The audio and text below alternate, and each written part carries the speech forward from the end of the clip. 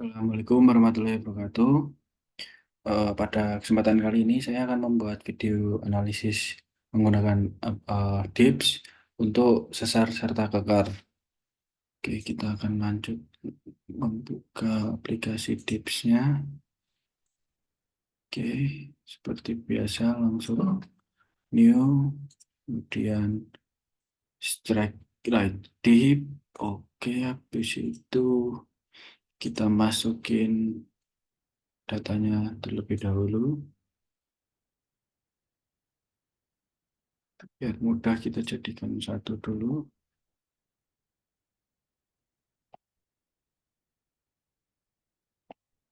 Oke, habis itu kita copy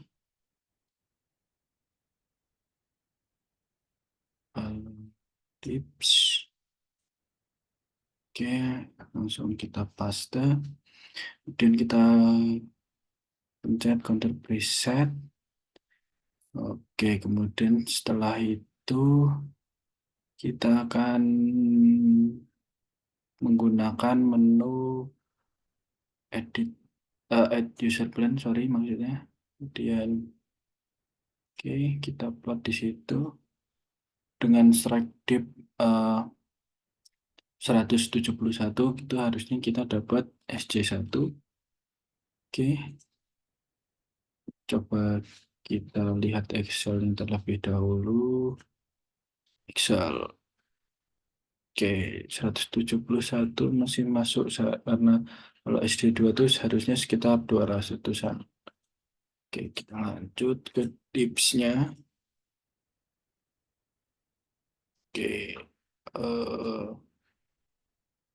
kita pakai tools yang sama masihan.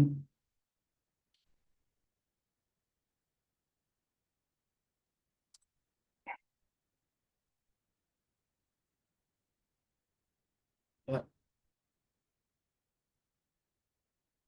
jadi SC2. Oke. Setelah kita dapat SC1 serta SC2, kita akan mencari bidang bantu. Bidang bantu itu dari perpotongan si SC1 serta SC2. Oke, biar nantinya mudah kita pencet Add Discipline, kemudian kita akan mengganti warnanya supaya lebih mudah membedakannya nanti. Oke, oke. Setelah itu kita akan menggunakan menu Add Branch Line untuk mencari Sigma 1, Sigma 2, serta Sigma 3. Sigma 2 itu pertama-tama kita mencari Sigma 2. Sigma 2 itu dari perpotongan SJ1 serta SJ2.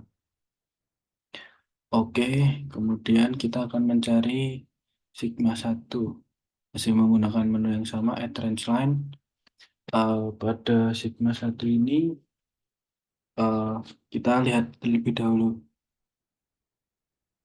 Sigma 1 itu berada pada antara SJ1 serta SJ2. Di SJ1 itu kita punya nilai 171 dengan SC2-nya 216. Nah, kita kurangin dapat 45. 45 ini dibagi 2, hasilnya 22,5. 22 aja ya kita katakan. Nah, 22 ini nanti adalah sudut yang kita tambah dari sini 10, 20, ya sekitar segini. Oke, dapatnya di 13. Kemudian untuk sigma 3 itu 90 derajat dari sigma 1. Sekitar sini mungkin. Oke. Kemudian kita beri nama terlebih dahulu. Tegasan 1. Kemudian di sini itu tegasan 3. Oke, kemudian di sini itu T2. Oke. Setelah kita dapat nilai dari T1, T2, serta T3 itu kita akan cari extension join, serta release join. Oke, untuk extension join itu kita pakai menu add user plan, kemudian pertemuan dari Sigma 1 serta Sigma 2. Nah, kita pasin di sini Sigma 1 serta Sigma 2. Oke, di sini dapat extension join. Kemudian masih pakai tools yang sama untuk mencari release join. Release join itu R3 serta R2. Maksudnya T2 dan T3 ya. Jadi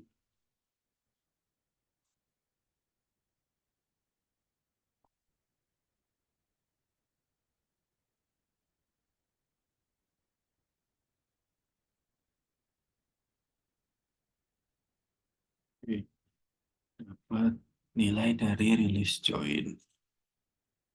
Oke, selanjutnya kita akan mencari nilai dari T1, T2, serta T3. Oke, tapi sebelum itu kita bakal ganti formatnya menjadi range serta plunge. Oke, untuk Sigma 1 itu dia memiliki nilai untuk range-nya 12 serta plunge-nya 1.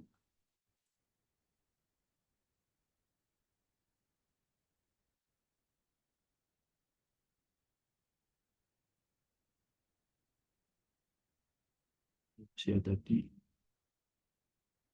Oke. Kemudian untuk Sigma 2 itu berada di sini. Nilainya sekitar 280 dan 50. 50, N280. Oke. Kemudian untuk Sigma 3 itu hmm, Sigma 3 itu berada di sekitar sini. 102,39. Oke. 39,102 derajat is. Oke. Oke. Untuk analisis kekar kurang lebih seperti itu.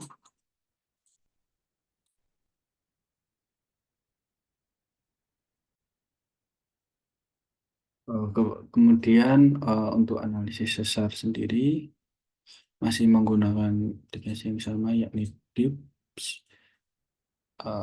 Kemudian kita pencet file new, kita ganti lagi ke format cyclic dip. Oke, kemudian kita ambil datanya terlebih dahulu. Pada analisis sesar ini, step pertama itu kita lihat bidang sesarnya ya. Nilai dari bidang sesar ini 112/64. Strike 112 serta dipnya 24. Oke. Kemudian kita pencet menu ini. Nah, kemudian kita langsung plot menggunakan add user plane, langsung aja 112/64. Oke. Oke, setelah itu kita akan mengupload rate. Nilai dari rig sendiri itu adalah 50 derajat. Sebelum itu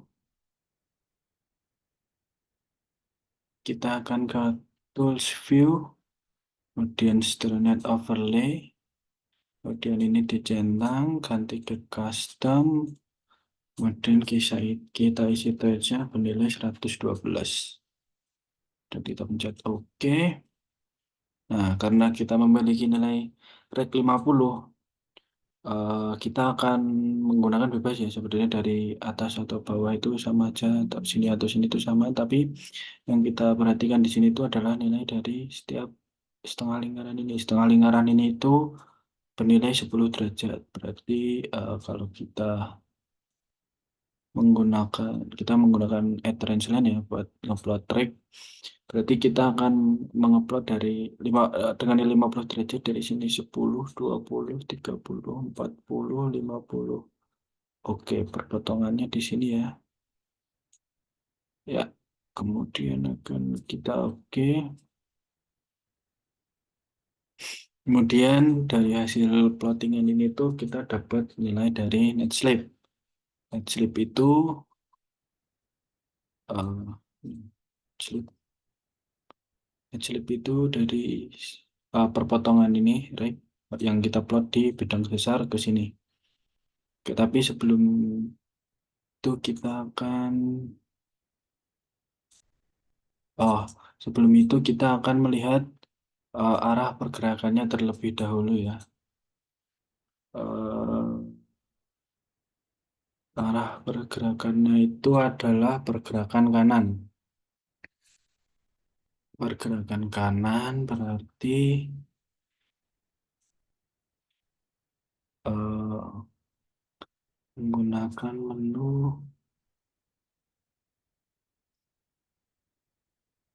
add range line, bukan. Lebih ke arah menu ini ya, kita akan mengupload pergerakannya kanan. Dari mana kita tahu bahwa ini adalah pergerakan kanan. Jadi eh, point of view dari kita, kemudian kita geser ke kanan. Nah, itu adalah pergerakan kanan. Sehingga kalau kita balik, kita lihat dari arah sebaliknya, pergerakannya juga masih tetap kanan.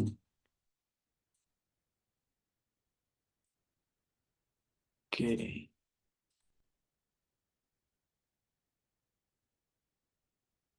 oke. Karena kita sudah tahu arah pergerakannya kanan, eh, kita akan menentukan hanging wall serta foot wall-nya terlebih dahulu. Hanging wall itu biasanya kita tahu dari besar serta kecilnya bidang. Bila dia yang kecil itu biasanya dia adalah hanging wall, serta bila itu adalah foot wall yang besar.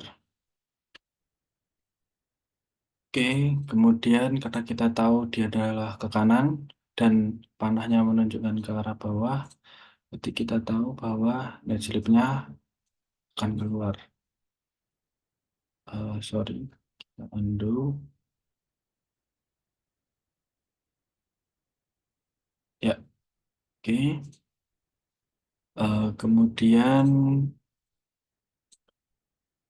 setelah itu kita akan mencari nilai plunge melalui menu tools. Kemudian kita measuring angles. Ya, kita akan dari sini sampai sini.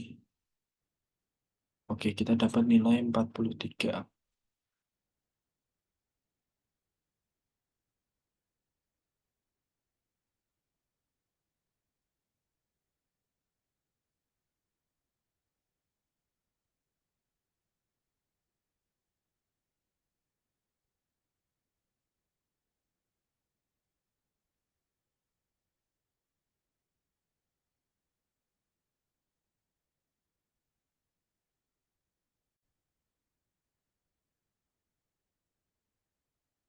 Kemudian kita akan mencari nilai eh piring.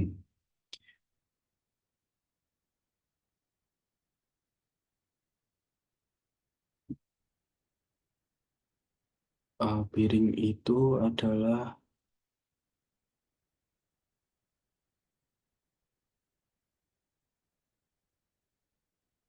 164 piringnya.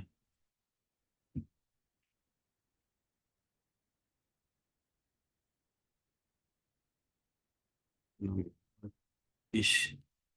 Oke, setelahnya kita akan menambahkan nilai rate, kemudian pergerakannya, dan yang terakhir kita akan mencari nama dari sesar ini. Ya. Kita tahu di awal bahwa rate-nya itu adalah 50, kemudian tadi kita tahu pergerakannya kanan bawah. Oke.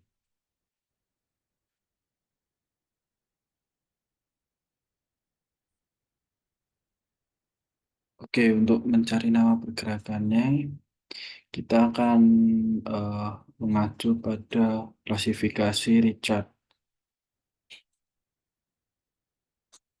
Oke, kita di sini tahu data-data yang kita perlukan. Kemudian sebelum ini kita akan mencari nilai strike depth-nya terlebih dahulu lewat menu Legends, kemudian Major Plains. Ya, di sini strike depth-nya itu kita tahu 112 dan 64. Oke, kemudian kita akan mengacu ke klasifikasi Richard. Nah, pada klasifikasi Richard ini, hal yang pertama kita lakukan adalah kita tahu arah pergerakannya terlebih dahulu. Pertama itu adalah kanan, berarti di sisi sebelah sini, dan bawah, di sisi sebelah sini.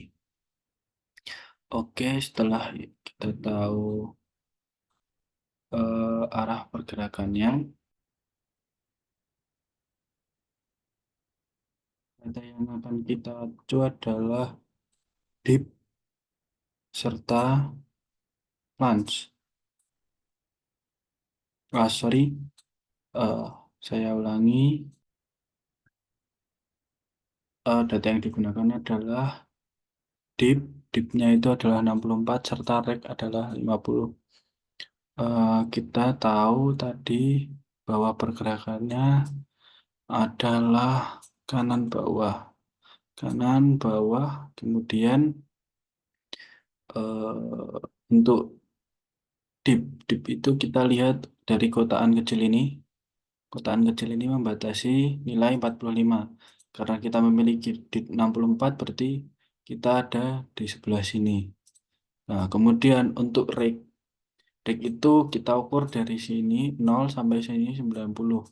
Karena kita memiliki 50, berarti berada di sini. Tadi dipnya itu ada berada di sini, berarti kita dapat nilai 10.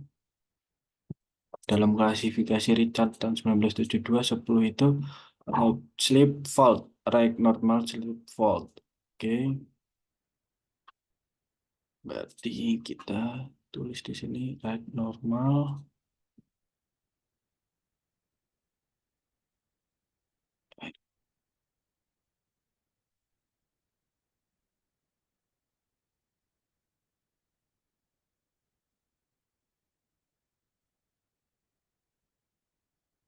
Right normal slip fault untuk kode 10. Oke, sekian dari saya. Bila masih banyak maafnya, mohon maaf. Wassalamualaikum warahmatullahi wabarakatuh.